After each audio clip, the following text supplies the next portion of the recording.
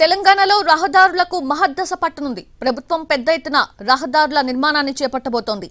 ఇప్పటికే పలు ప్రాజెక్టులకు అనుమతులు రాగా ఇప్పుడు మరికొన్ని ప్రతిపాదనలకు ఆమోదం లభించింది. రాష్ట్రంలో మొత్తంగా 90,000 కోట్ల రూపాయలకు పైగా అభివృద్ధి పనులు పట్టాలెక్కనున్నాయి. కొన్ని ప్రతిపాదనల దశలో ఉండగా మరికొన్ని ఇప్పటికే అనుమతులు పొందాయి.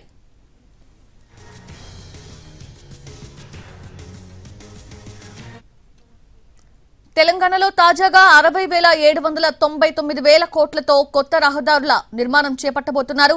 తెలంగాణ రాష్ట్ర చరిత్రలో కని బిని ఎరుగని రీతిలో ఈ రహదారుల నిర్మాణం జరగనుంది.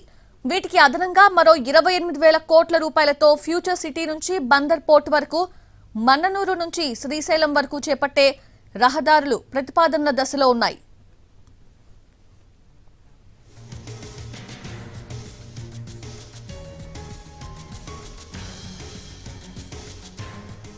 ఇక 10,400 కోట్లతో హైదరాబాద్ విజయవాడ హైవేను 8 లైన్లుగా విస్తరించబోతున్నామన్నారు. రీజనల్ రింగ్ రోడ్ నిర్మాణానికి 36,000 కోట్లు వెచ్చిస్తున్నామన్నారు. రహదారులు లేని గ్రామీణ ప్రాంతాల్లో కొత్త రోడ్ల నిర్మాణం, సింగిల్ రోడ్డు ఉన్న చోట డబుల్ రోడ్ల నిర్మాణం చేపట్టబోతున్నామన్నారు. ఇక హామ్ ప్రాజెక్ట్ కి 11,399 కోట్లతో త్వరలోనే టెండర్స్ పిలవబోతున్నామన్నారు.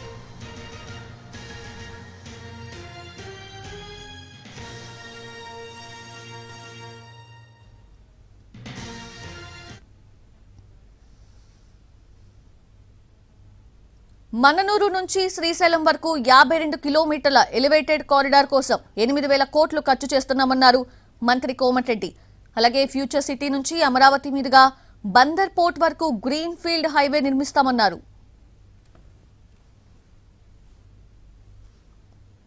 అయితే ఈ రహదారుల నిర్మాణంతో తెలంగాణ ముఖ చిత్రమే మారుతుంది అన్నారు కోమటిరెడ్డి. రహదారుల నిర్మాణంతో రాష్ట్రంలోని అన్ని ప్రాంతాల్లో పరిశ్రమలు పెద్ద సంఖ్యలో రానున్నాయని, దీనివల్ల లక్షల కోట్ల పెట్టుబడులు వచ్చి చేరతాయన్నారు.